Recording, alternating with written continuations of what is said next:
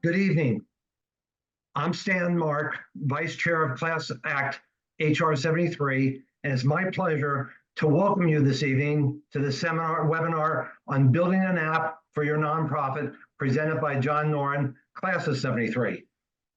Class Act HR 73 was founded 10 years ago and not long after developed our Bridge program.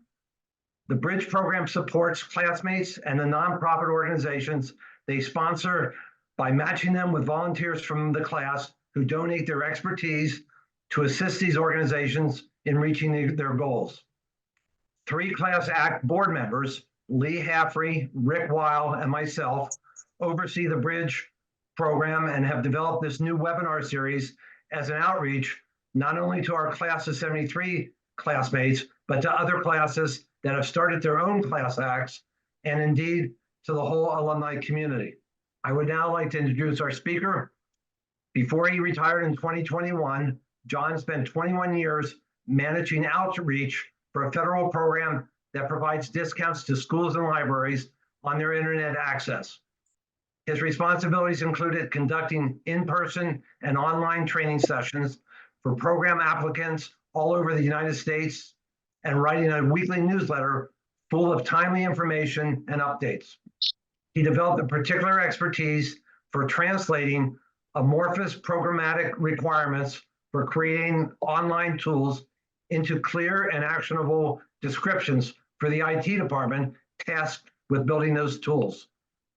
Prior to his time in Washington, D.C., John managed grants and contracts for a state library, provided accounting services for an economic think tank, taught Western music in Taiwan, and was apprenticed to a tracker organ builder, among other assorted occupations. In addition, John led the efforts to build the successful Class Act HR 73 app. You're encouraged to sign up for it this evening. John, you're on.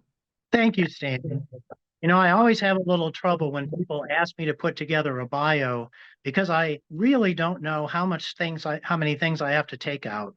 I've traveled kind of a circuitous path through life, not a regular kind of do this and then that leads to that and then that leads to that. So I have to say, I feel that I'm able to talk about developing an app not just because I went through the process, and hopefully I'll be able to give you a lot of good information about what a process would be like if you want to do it yourself, but also because, as Stan mentioned, I negotiated a friendship with our IT department so that I learned how to talk enough about IT. I'm not a programmer, I'm not a developer, but I could talk to the IT people and really translate a lot of what the program people were trying to do into actionable things so the IT department could build a database or put a form together and understood how the various fields the data had to be entered in the fields. And so I think that helped me a lot be able to do this. If you're looking for someone, if you yourself are going to be the head of this project for your nonprofit, then I'm speaking directly to you. But you may want to think about if there are other people in your organization you might want to task with this project. Anybody who's good at bridging cultural gaps, language gaps, problems between two different kinds of people understanding things, that would be a really good person to be able to work with this project and go forward with that. Okay, so these are the steps that I'm going to walk through, and this is, unlike my bio, a linear progress, so that'll be good. You want to, first of all, if you're undertaking a project like this, and certainly this is what I did, do some research on apps, think about apps and what kind of features they have, and gain the support of other people within your organization. So we're going to take a couple slides to talk about those. Then create a list of desired app features, like what kinds of things you want your app to be able to do. And we'll talk about that for a bit. When you're prepared at that point, then it's time to find a developer to help you with this whole process. That developer then will hopefully review and edit your features list with your organization. Some of the features you want, you may not be able to have, but you can work with your developer to kind of figure out a reasonable price, a reasonable size project, and exactly what it is that you'd like to do. The next step, the get developer accounts, this is quite frankly the ickiest part of this process. I'm going to give you lots of details so you'll know exactly what you need to do. But the irony here is, even though you probably aren't a developer, you are the one who has to have the developer accounts. This is necessary for you to assign privileges to your actual developer so they can do the work and make it available on the Apple App Store and the Google Play Store. After your developer is finished work, you want to test the app and design a process for it to be able to review and update it. When you are ready and you've tested it, then you want to deploy your app, figure out how you're going to promote it and get feedback. You can figure out the promoting earlier, but it usually takes a little while for people to get comfortable with it. So I'm suggesting that you do it at that step in the process, but not a big deal. And then maintain and update the app as needed. Next slide, please. So this is really what I started with. So when Class Act came to me and said, hey, can you help us develop an app?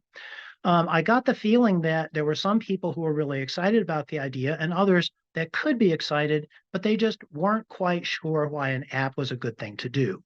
So the first thing that I did was make a list of things that apps are really good at doing. And this is a partial list of what I came up with. So apps are usually faster than the website. The content can load quickly. There's usually not as much content. The apps are flexible. They're easier for the users to personalize their own accounts. It actually is easier the way we've designed our app. It's easy for you to send and receive notifications. They are accessible. You don't have to have a wired connection or like try and go to a coffee shop or something to get a signal. Anywhere you can get a smartphone to work, you can get the app, and the app can link to your website, and you can get to it that way. It's also a lot easier for users to manage their interactions. So they can create a personal account. They can choose how they want to get notifications or which notifications they want. They can register for a webinar or cancel their registration, other things like that. Much easier. They can do it on the go. They can do it while they're shopping. They can do it at an intermission if they're at the opera. There are lots of places they can do that. Because the content on an app is slimmed down, you still can provide access to your larger documents and recordings if you have them and other features by linking specific areas to your website. So you do not have to put all of your content on the app. You can just link to the things that are longer. I've watched some of our webinars on my smartphone. I thought it was great. And they were not on the app, they were on the website. Now, I will note here a really important note. If you are interested in getting money from people, so if you have asked for donations or registration fees for anything that you do, that is going to give you a world of hurt if you try to do that through the app. The way that we do that, we ask for donations. We don't obviously charge for the other things that we do, but we have a donate button on the app, which then will take people to the website. So the financial information can be processed through what we already have. I would really recommend that because trying to set up all of the banking and other kinds of information, you'll see when we get the developer accounts how much fun that is. And also, we're thinking, obviously, most of us in class of 73 are over 70. We're encouraging younger users to interact with us, and younger users obviously are a lot more likely to use content from smartphones and know how to use smartphones.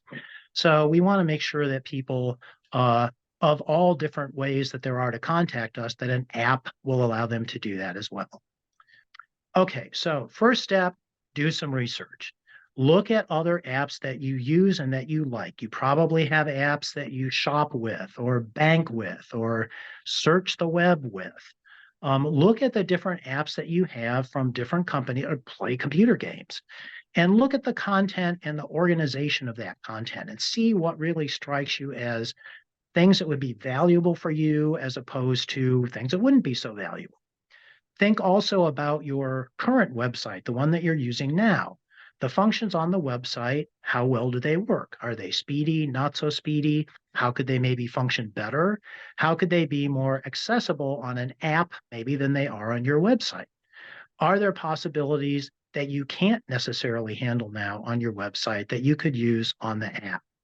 Now, I would encourage you, I know Stan mentioned this, but I would encourage you to look at our website, Class Act HR 73, and download our app. And you can compare the two and see the choices that we made in putting the app together and why we think it's going to be helpful to us. So I would at this point actually start a list of app features that you feel are desirable that you'd like to see in your own app.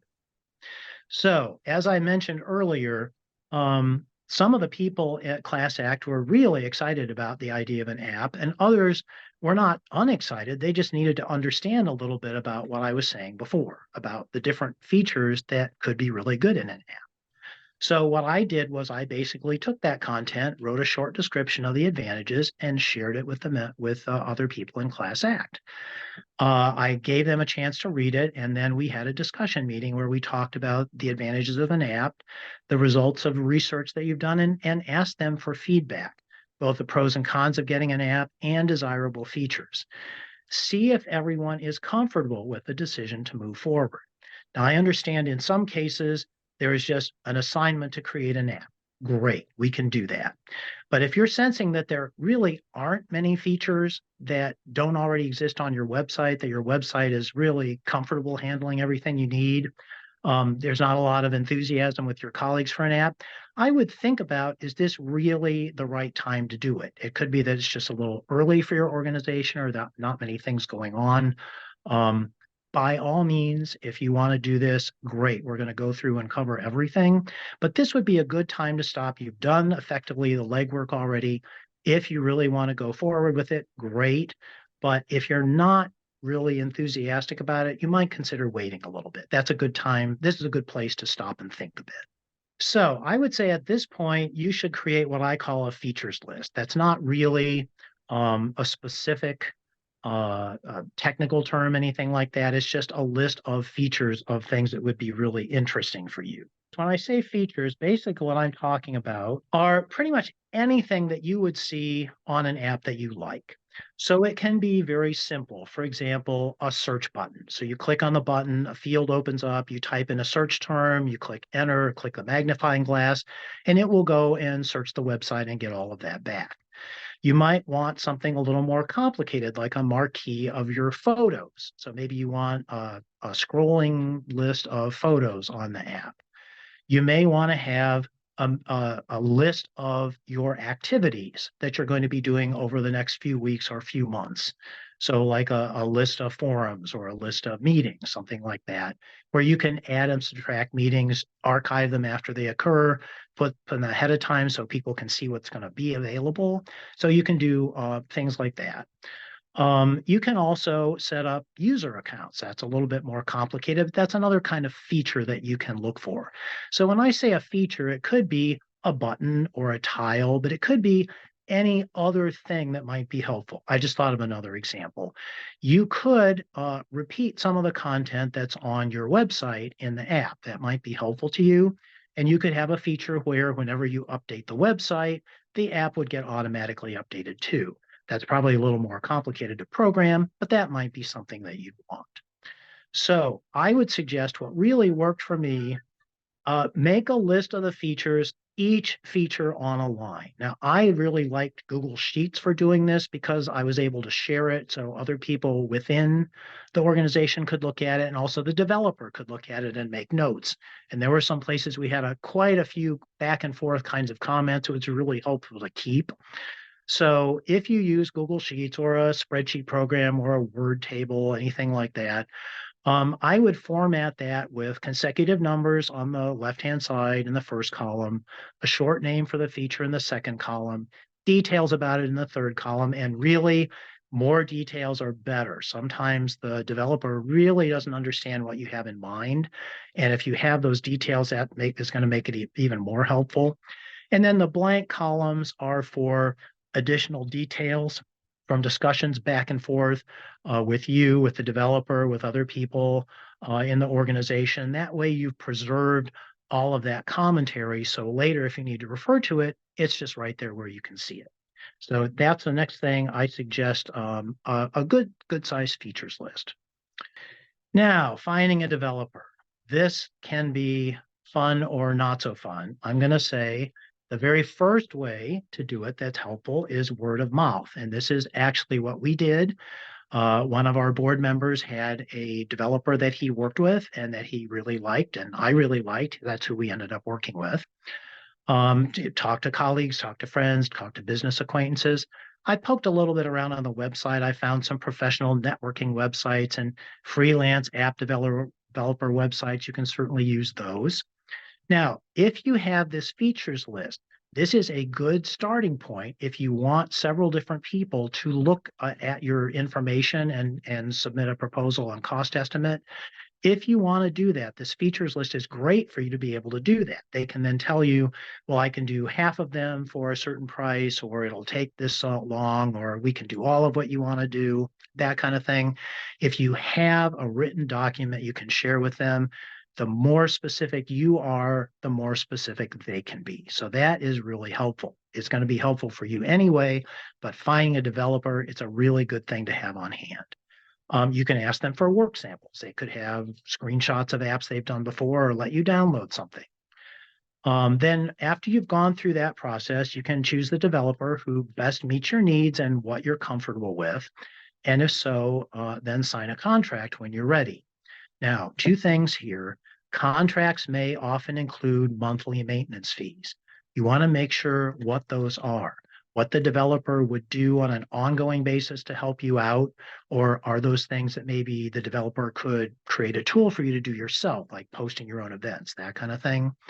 The other thing I want to mention is, I know this is a lot to think about. Our developer has agreed to accept referrals from us. So you can send an email to our generic email address. I've got it on the last screen, so you don't have to worry about writing it down. And if that's what you would like to do, you are certainly welcome to do that as well.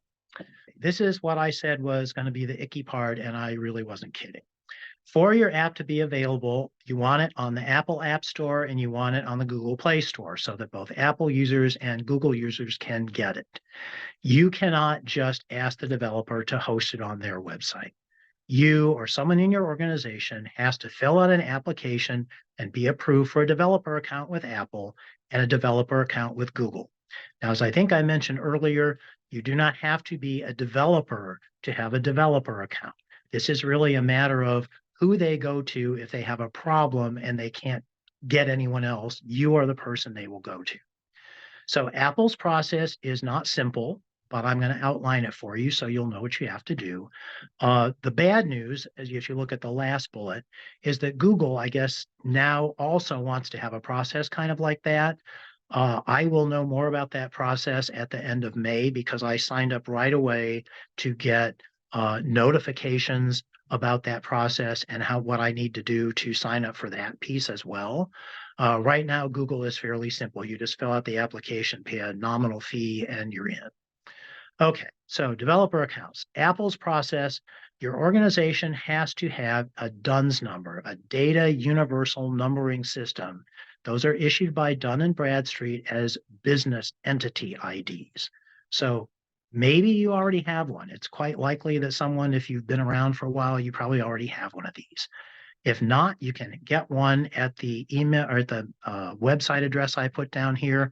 There is no cost to do that unless you're in a hurry to get it. So that's the first thing you need to do. Apple will want to be able to find your organization by looking you up by your DUNS number. The Apple developer account holder has to be a principal, that is president, vice president, secretary, or treasurer, or contact, which is what I was. Usually an officer for the company really is for the principal, and have to be prominently featured on the DNB account. So I am in there as a contact. If you go to our DNB account, you will see my name. Someone from Apple is going to review your application, review all the data that you supplied, and then call you up and have you swear that it's all true. So they will also verify the data that you provide in your application with a principal of record, like the president, vice president, secretary, or treasurer. So they will contact them as well. Google, as I said, is in the process of tightening its requirements. I don't know what they're going to be like yet, but probably expect something similar to what I just described. So it's a little bit of a pain to get through, but there is an end eventually, and you will get through that. Now, once you have your developer account, I think this is on the next slide. Let's go ahead to the next slide. Yes, okay. Let's talk about costs first and then get to next steps. So as I said, there's no cost to obtain the DUNS number unless you want expedited service. If you are a nonprofit, you can request a waiver of a fee to apply for an Apple developer account. So there will be no charge. This was a surprise to our developer when he was helping me fill this out. He had missed that little box. Well, obviously I saw a nonprofit and I jumped at it. So we didn't have to pay a fee for an Apple developer account. Google currently charges a modest one-time fee, some 30, maybe $35, something like that, one-time fee to apply. But again, that may change soon. The next steps, once you finally get your developer accounts, oh, I'm sorry. Before we do that, I did want to say one other thing. After I filled out the application, but before I submitted it, I printed a copy and saved a PDF. It is important to hang on to that documentation. A question may come up, and it's just better if you do that. I know it's nothing better than to just send it off to whoever you're looking for, who you want to look at it. There probably is a way to go back and get it, but I made a point of saving all of those documents just in case questions came up. And I did, quite frankly, the main reason I've been looking at those is that I forget what my password is. And I know you're not supposed to do this, but I wrote it down on that document, which I guard very carefully. So when I forget it, I know where it is. I didn't say that. Okay. Next steps. After your accounts have been approved, then you permit your developer to request for them one or more developer accounts to do work on your behalf. So you are not going to have to do any development work, but you have to be the quote unquote developer of record. So you effectively give them permission to do that work on your behalf. They've probably been working behind the scenes already, mocking things up, but they can now actually start submitting drafts of your app to both Apple and Google. Apple and Google review them, and if they look okay, there are all kinds of rules that they have to obey that I know nothing about, but I've seen some back and forth before things would get posted. They can start posting effectively beta test type apps on both of those sites. And then when they have a new draft, then they just replace the existing one with the new one. So they're already posting things both to Apple and Google. It's just that nobody can see them yet. Now, also as a note, I'd say about 3 times in the last year, I've gotten a follow-up email from Apple. They modify their agreement or add some other requirement, and you have to respond. Now, all of the ones that I have dealt with over the last year have to do with people who sell stuff on their app or who ask for money in order to use the app. Remember, I told you earlier, don't ask for money, don't do money stuff. This is one of the reasons why. I can just easily put, nope, this doesn't apply. Thank you very much for your email. See you in a couple months. Otherwise, there are a whole lot of, this is only one small part of what you might have to encounter if you try to do monetary transaction fees through your app. Do those on your website. Now, obviously, the developer should be working well. They should be asking you questions and you can answer them, put everything in your documents so you know what they are. Hopefully they will give you draft screens to review. In some cases, they may hit a snag that you're not really sure how you want to proceed. So pull your colleagues in, ask them their opinions, and come up to a decision, which you can then communicate to the developer. Now, once the draft app is ready, then the developer can provide a downloadable test version for Apple and Google users. So Apple and Google are different, obviously. I had no idea how different our app looks on these 2 different systems. I use Android. I think most people don't. They will have a downloadable version available on both of those and give you a link you can use to test them. So you definitely want to get a small group, hopefully of your colleagues, but you could ask somebody else if you want, to test it. You have all of the back and forth in your Google Sheet or wherever you decided to put that information. I would include at least one tester without much experience with an app. I would include both at least one Apple and one Android smartphone user in your test group. Have them poke around on the draft app, see what they think, with them to see if any of the features, maybe they work on the Apple version and not the Android version, something like that, or they work differently. And make sure you get all of that information back to the developer so the developer can work on it. And make sure that the developer also has done everything based on all the features that you wanted that you asked for. So check all that to make sure everything's okay. Go over all those issues with the developer, ask for fixes if you need them, and make sure everything is okay before you're ready to deploy. All right. You also want to plan for updates before you deploy the app, because you may be adding announcements, deleting or archiving, updating information, those kinds of things. Good idea to plan ahead of time just to make sure that everything's going to be okay.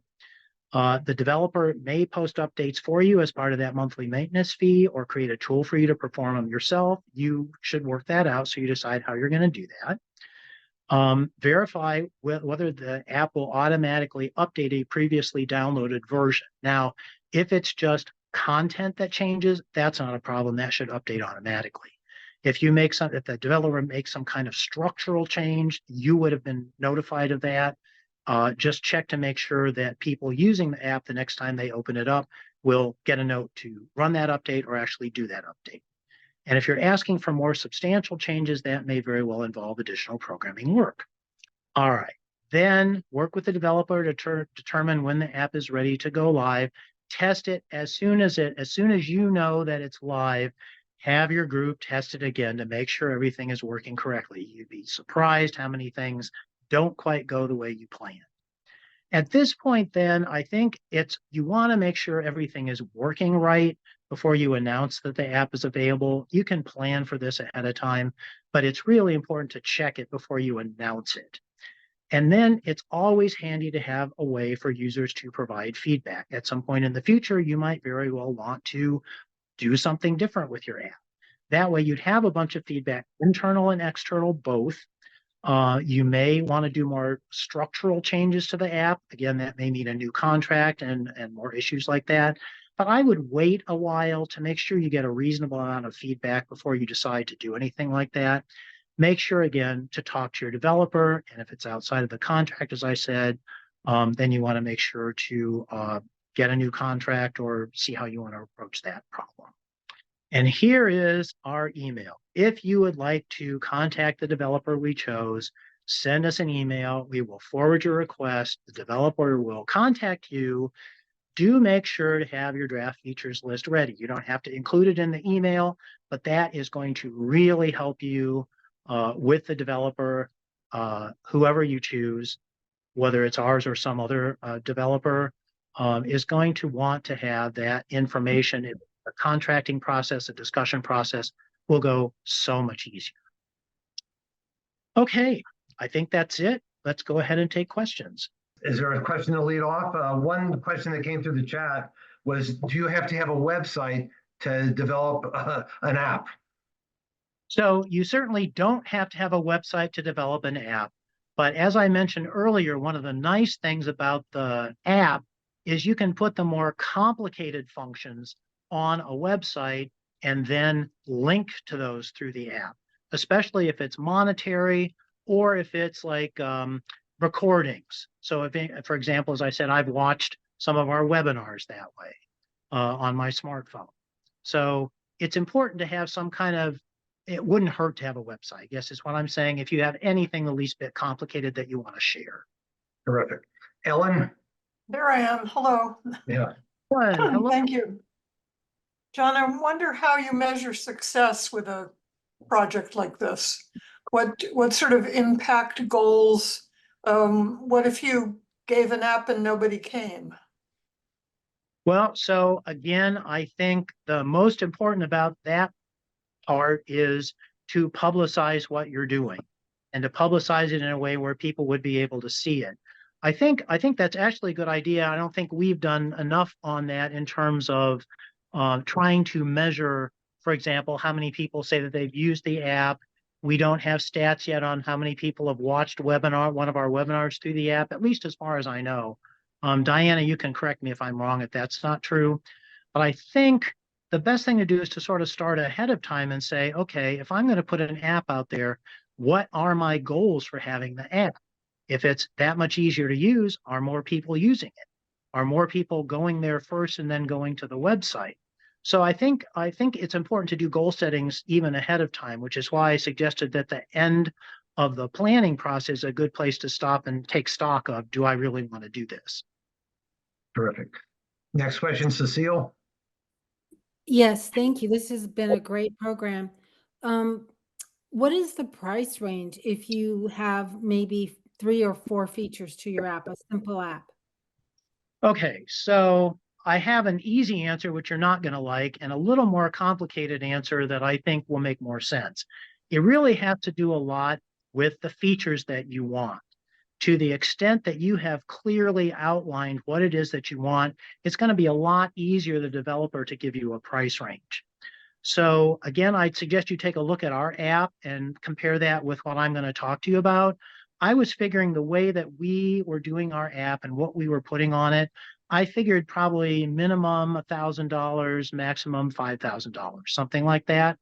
And we wanted to do some fairly complicated things. So when we went through we had 21 features on our list, and the developer was able to give us half of those.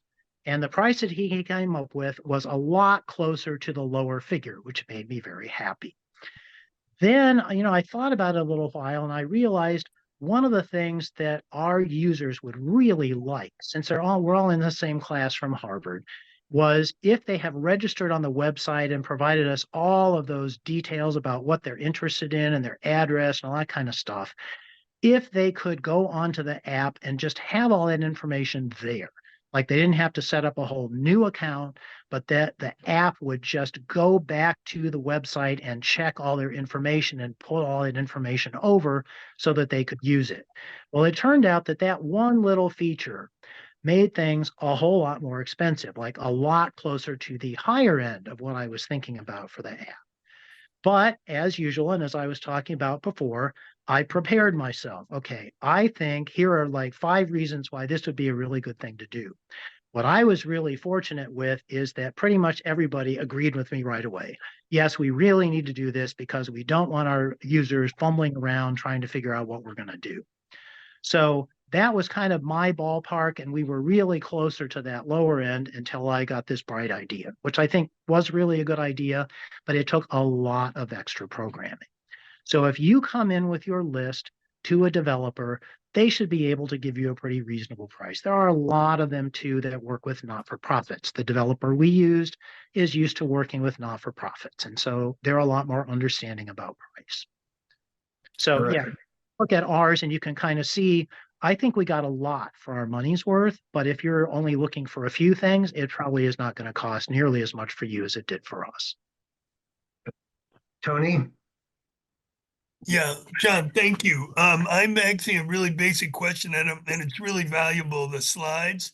But you put up, when you're creating a developer account, you have app standards and you have Google standards. So we've just been completing with 2030 or Bust, which is on creating a global game for climate. We had to get the approval of Apple iPhones and then also Samsung Android. Is that a whole different dimension? Because you had Apple and Google, and what we had to deal with was Apple and Android as 2 different platforms to get, I think it was approval to get the app to, I don't know, there was some kind of approval process in getting the account up. Does this make am I in the ballpark here? Well, maybe. So Google and Android effectively are the same process. So I have an Android phone, Google runs on that. So it's Apple and Google that I was working with, but Google was from my Android phone. But again, since it's just it's a nonprofit, we're not it's not a game, we're not selling things like that. Right. I think our process was a lot easier. In one case, the Apple, I think, was a 2-page app. The Google was a 1-page application. So I think part of it was that we were Okay. a nonprofit, that we didn't have to jump through all the hoops that you're jumping through. But Right. Apple did have some unexpected hoops. Yeah, okay, good. That clears it up. And is there any way to reach out to you at some point if we have a question, or is that Sure. asking too much? Just send it to that email on the last slide and they can Okay. forward it. Thank Yeah, you so much. Really great. Thank Not you. a problem. Thank you. We have time for a couple more questions. One question I have for you, John, does it make sense to phase things to get the app up and running and add to it down the road? Or is that too expensive to engage a developer over time like that versus all at one time? So let me say this. I would look at the features that you most want, that ones that would be most valuable to you, and try to get those in the first iteration. As you know, I haven't really, for our app, I haven't pushed very hard about trying to look at a second version of it, because I think we still need to get a little more feedback and understand like exactly how we could be using it better. There are certain things that I don't know a whole lot about the way they work on the app that I think we could do a better job of working with. But I want to get some more feedback before we start thinking about phase 2. So I would say, like, don't throw the kitchen sink in, but get all the stuff in your first iteration that you really think that you want to see how helpful they can be, see what you can accomplish with those. And then absolutely, we could, and other people could consider down the road adding other things once they see what people are missing and what kind of feedback they get. That's what I'd recommend. Wonderful. Time for one more question before we close. I I think don't we see have any- one. I think David. David. Oh, Stan, there's a hand up. there it is. Okay, he's on the corner. David, unmute. Yeah, there you go. Yeah, thank you. Thank you very much, John. Thank you for some incredible insight.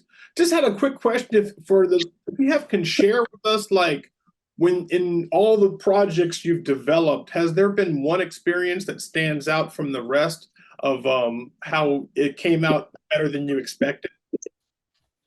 So I don't want to go into a whole lot of detail about it necessarily. The project that I was working on previously that I thought was really good is that the applicants had a 5-year budget, and the numbers changed every year because of inflation, so they could get extra money. Also, if they were part of a consortium, the consortium could use part of the money, whether they asked for it or not, to get equipment for their internet, that kind of thing. And what I really liked about the tool that I developed for that is it was very simple to update. It was very simple to use, but even an applicant with a very complex application process over 5 years was able to, for any year, get exactly how much they had left in the budget, exactly how much they had used. It took a lot of work with the IT people to get that down, but I think what made it so successful was I listened to them. I asked them, I started with the solution and said, how can you help me get where I need to go? And they were so happy with that. They had all kinds of what ended up being really good and simple to maintain suggestions. Great. Thank you very much, John. Appreciate it. Thank you. Terrific.